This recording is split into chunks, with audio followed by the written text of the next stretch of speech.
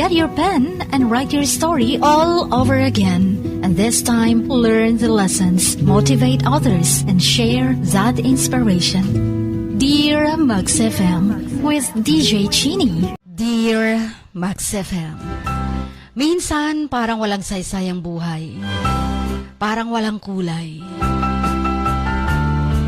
Itago niyo na lang ako sa pangalang Mary Joy. At simula pagkabata, lagi akong nadidismaya sa buhay ko. Lagi kong tinatanong bakit pa kasi ako ipinanganak. Ano ba ang purpose ko? Sa loob ng bahay, parang hindi ako nararamdaman ng mga kapamilya ko. Ako yung laging nuutusan. Laging nakikita nilang nagkakamali. Laging pinapagalitan. Kapag nagbabonding, sila-sila lang, nagkakatawanan. Pag ako ang nagtatanong, halos walang sumasagot. May sasagot, pero sarcastic naman. Pagdating sa school, tahimik lang ako. Pero pag nilalapitan ako at tinutukso, lagi akong nagagalit. Nakasimangot. Lagi na rin akong pinapansin ng mga kaklase ko. Tinatawag akong weirdo. Hindi ako nakakapaglaro ng mga normal na laro. Chin, hindi ko nagagawa ang isang normal na ginagawa ng isang teenager. Hindi rin ako nagjo-join sa mga activities sa school. Kasi dama ko parang iba ako. Parang laging out of place. Parang hindi ako fit or nabilong sa mundo nila. Ang mga magulang ko, kahit na mahal nila ako, hindi pa rin nila naiintindihan ang nararamdaman ko. Gusto kong magsabi sa kanila mga niloloob ko, pero lagi nila akong sinastrike down. Binabara. Kaya parang pakiramdam ko walang gustong makinig sa akin. Kaya lagi ko na lang sinasarili ang mga nasa loob ko. Mga taong nasa paligid ko laging sinasabing, Mary Joy, be happy. Bakit lagi kang nakasimangot? Be positive. Pero paano, Chin? Ni hindi ko makuhang ngumiti. Pagising pa lang sa umaga, sinasalubong ka na ng sigaw. Sinasalubong na ng sumbat.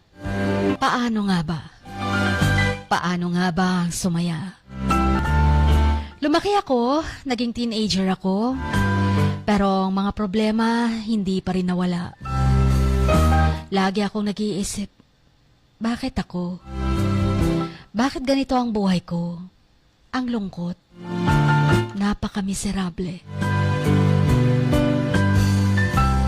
Oo, pinalaki ako, pinaaral ako. Pero para bang dahil napapakinabangan ako sa loob ng bahay, nauutusan. Hindi dahil sa mahal nila ako.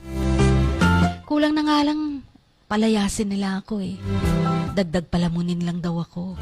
Pero hindi nila nakikita. Kung wala ako, walang nagsasaing. Walang naghuhugas ng plato. Hindi malinis ang bahay.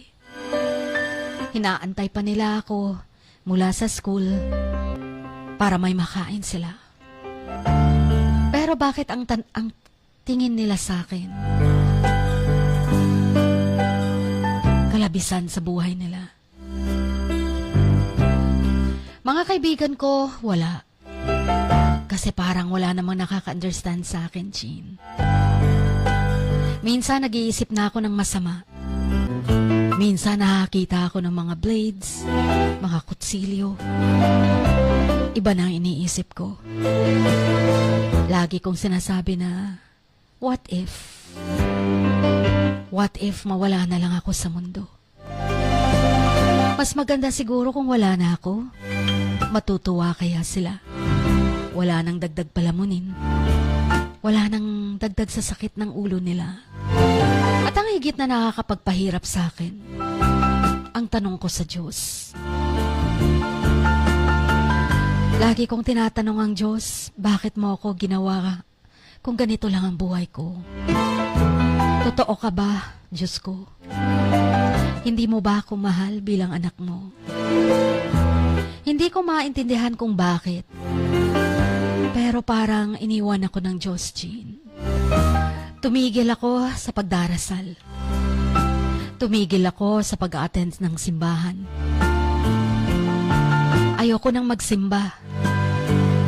Kasi parang walang silbi para sa akin. Hindi naman ako dinidinig ng Diyos eh. Hanggang isang araw, may nangyari. Nakita ko ang isang painting sa isang exhibit.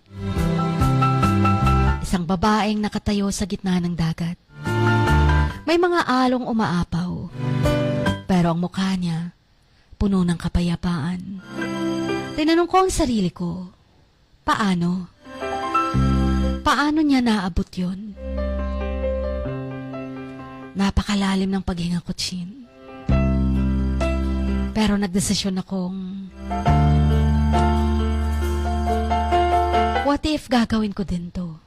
Sabi ko pa, gusto ko sanang mag-enroll sa isang art class. Para mahanap ko ang sarili ko. Gusto ko ring mag-painting. Pero wala naman akong talent sa art. Nakikita ko lang yung mga painters, mga artists. At sa bawat stroke ng brush nila, sa bawat kulay na pinaghahalo nila, parang may lumalabas na emosyon. At doon nila na-express. Gusto kong matanggal tong mga miseries sa buhay ko. Yung mga pains na nararamdaman ko. Kung alam ko lang sana paano mag-paint. Pero nakakatawa lang isipin. Ngayon pa ba, sinusumbatan na nga ako sa gastos ko sa school. Yun pang mag-aaral ako ng art lessons. E di dagdag sakit ng ulo nila. Baka pagtawanan pa nila ako. At sa proseso, unti-unting bumalik ako sa Diyos, Jean. Nakita kong hindi pala ako iniwan ng Diyos. Kasi binigyan niya ako ng mapagsubok at may dahilan pala ang mga yon. Binigyan niya ako ng mga sakit, pero kasama ang mga ito, may mga regalo pala.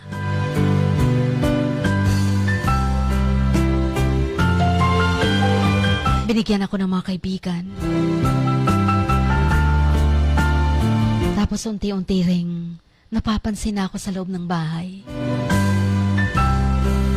Himala, may nakaisip na magregalo sa akin.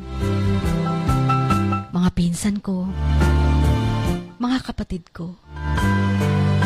May mga notes pa na sana magiging masaya na daw ako at magiging palangiti na.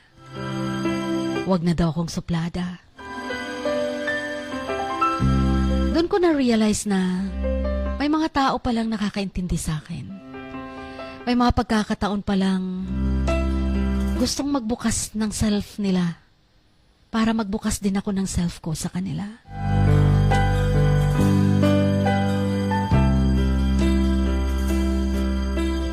Ako lang pala ito.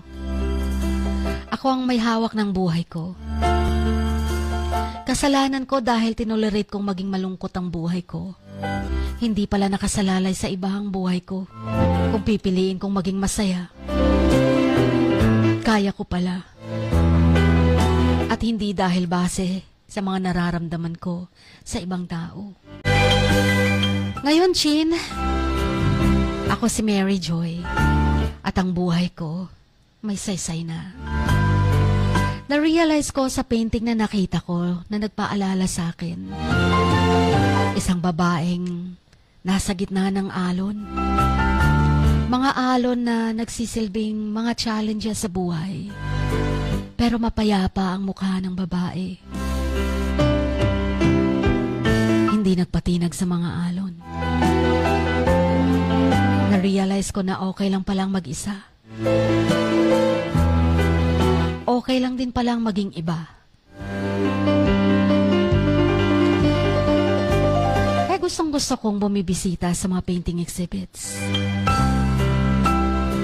dahil sa isang painting na bago ang buhay ko. Hanggang doon na lang ako sa pagmamasid, sa patingin-tingin. Pero sana one day matututo ako. Kapag kaya ko nang mabuhay sa sarili ko, may pera na akong pang-enroll sa art class. Pero alam mo ba, Chin, maraming mga artist din ang mga natanong ko at nag-e-enjoy ako makinig sa kanila. Hanggang naging mga kaibigan ko na sila. Willing daw silang turuan ako kahit walang kapalit. Na-realize ko na kailangan ko lang palang lumapit para may manatiling makinig. May mga taong lumalapit na sa akin, sinasabing, may potential ka naman, bata. Kailangan mo lang i-discover yun. Masarap mabuhay sa mundo. Maging positive ka lang. Tingnan mo ang mundo, hindi dun sa mga negative na mga nangyayari. Kaya naman sa lahat ng nakakarinig nito, Chin, okay lang ang maging hindi okay. May pag-asa, may hope pa. At hindi natutulog ang Diyos. Minsang tinanong ko na yon. Pero I realize now, ang Diyos, mahal tayo. Pag hindi ngayon binibigay, ibig sabihin parang hindi para sa atin ito. May plano pa siya. O kung gusto man niyang ibigay, maaaring hindi pa sa ngayon. Baka bukas makalawa. Hanggang dito na lamang po. Merry Christmas. An advance Happy New Year. Ang inyong kamax, always, Mary Joy.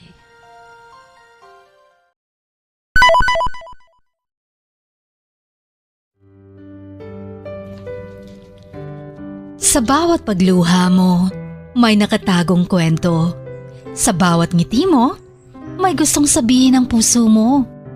At sa likod ng iyong halakak at maging sa pagkabiko mo, may mensaheng nakabalot sa iyong pagkatao.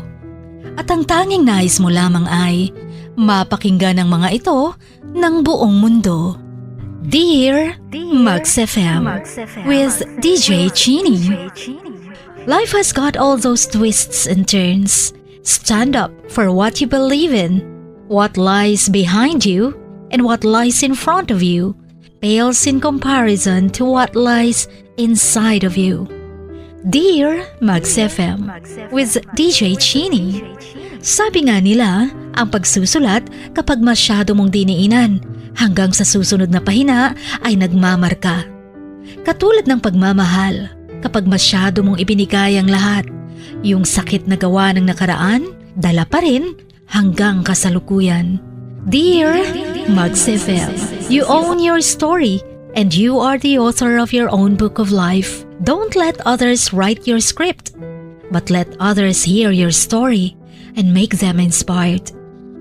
Kaya sumulat na, maging bahagi ng aming programa, Dear Max FM with DJ Chini, tuwing Lunes hanggang Biyernes, 1:00 hanggang 3:00 ng hapon sa Max News FM, Sock Sargent.